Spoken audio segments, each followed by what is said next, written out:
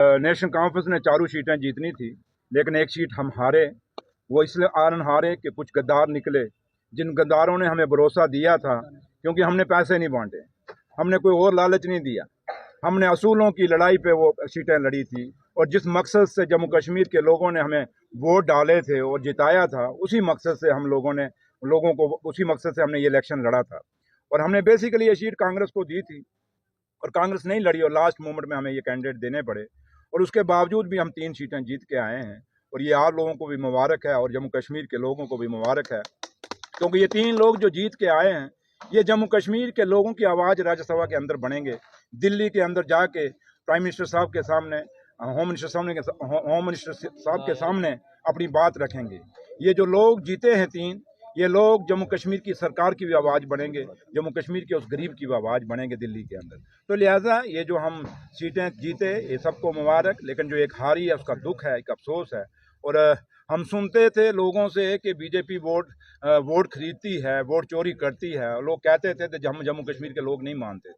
लेकिन इस बार साबित हुआ इस इलेक्शन में कि सचमुच बीजेपी वोट चोर का है और वोट चोरी करती है। चाहे वो किसी भी पैसे से दी, कैसे किया, मैं नहीं कहूँगा, बट जैसे भी हुआ, बट वोट तोड़े गए। अगर उनके पास 28 वोट थे, बाकी वोट कहाँ से आए, ये सवाल उनके अपने खड़ा किया हमने। और ये लॉलीपॉप पार्टी हमें सबक सिखाती है, हमें मर्यादा सिखाती है, हमें असूलों की बात सिखाती है। मेरे ख्याल ये मर्यादा, ये असूल का जो सबक है, ये जो मास्टरी करते हैं, इनको हमसे सीखनी चाहिए कि हमने पैसों की बार्गेनिंग नहीं की, हमने कोई दूसरा लालच नहीं दिया। अगर शायद लालच देते तो शायद हमारे, और उमर साहब ने फर्स्ट डे ही कह दिया था कि बीजेपी हॉर्स ट्रेडिंग कर रही है, और बीजेपी ने हॉर्स ट्रेडिंग की अपना नमूना भी दे दिया और साबित भी कर दिया। तो इसलिए ये आपके सामने खुली गई। चौथी सीट जो है वो उनके हाथ। देखिए, सांठगांठ तब होती है कि जब हमारी पार्टी के लोग वोट डालें। हमारी पार्टी को विप था, और हम लोग जो इवन के मैंने भी, जो उमर साहब ने वोट डाला, मैंने डाला, जो हमारा अंदर पोलिंग एजेंट था उसको दिखाते थे जाके कि भाई ये वोट हमने डाला है। इसलिए जो पार्टी जिसको बीजेपी के खिलाफ, आज आपके सामने मैं बातें रख रहा हूँ, बोल रहा हूँ कि ये करो ये करो, अगर मेरी सांठगांठ हो तो मैं क्यों बोलूँगा? अगर मेरी सांठगांठ होती तो मैं बातें इतनी ना बोलता, सच्चाई ना बोलता, तो मेरी सिक्योरिटी विड्रा ना होती, मेरी ये गाड़ियाँ मोटरकेड ना काटा जाता। इसलिए अगर हम, कोई सांठगांठ नहीं है, आप बेफिक्र रहें, आप लोगों की आवाज़ हैं हम। और आज मैं आपको भी मुबारकबाद दूंगा कि हमने शमी उबराय साहब, गुरविंदर सिंह उबराय हमने दिया है, क्योंकि बार बार जहाँ भी हम गुरुद्वारा साहब में जाते थे या गुरुद्वारा प्रबंधक कमेटियों के लोग मिलते थे, वो कहते थे सिख कौम को ना जुडिशरी में, ना पीएससी में, या कहीं भी जो दायरे हैं, कहीं भी सिख कम्युनिटी को रिप्रेजेंटेशन नहीं है।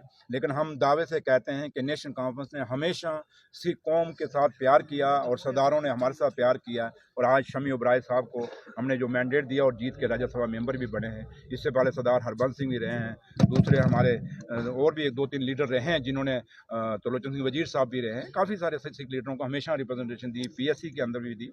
तो लिहाजा ये जो बात है, ये सरासर गलत है।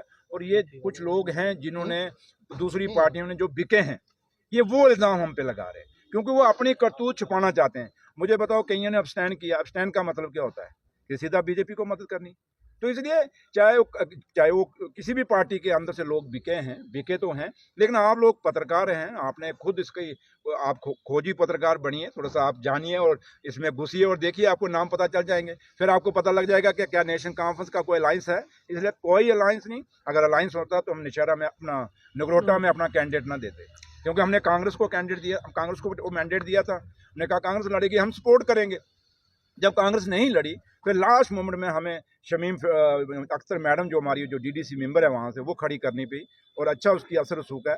और हमें उम्मीद है पूरा, जैसे पहले भी था और पूरा, क्योंकि मैं अभी आया हूँ तो मैं नगरोटे के लिए जा रहा हूँ, फिर मैंने यहाँ थोड़ा सा रुकना था डाकमल, तो कुदरती आप लोगों से मुलाकात हो गई और इन अपने वर्करों से भी। तो लिहाजा कोई अगर अलायंस होता तो हम वहाँ कैंडिडेट ना देते, हम उसको सीट को छोड़ देते। लेकिन हम बीजेपी को बिल्कुल आसान सा रास्ता नहीं देंगे, हम उसके लिए लड़ेंगे, झगड़ेंगे। और मुझे जो तिकोना मुकाबला बन रहा है, जब 4th कॉर्नर बन रहा है, हमें पूरी उम्मीद है, हम मेहनत करेंगे और ये सीट हम जीतेंगे। और देखना, अगर हमारी अंडरस्टैंडिंग हो तो मैं क्यों जाऊँ वहाँ जलसा करने, और सब कुछ ठीक रहा तो शायद उमर साहब या फारूक साहब भी वहाँ जलसा करने आएंगे। इसलिए बहुत जोर से वो इलेक्शन हम लड़ेंगे नगरोटे वाला। इसलिए आप ये कभी भी क्वेश्चन डजंट राइज, हम सरकार छोड़ सकते हैं लेकिन बीजेपी के साथ अलायंस नहीं कर सकते।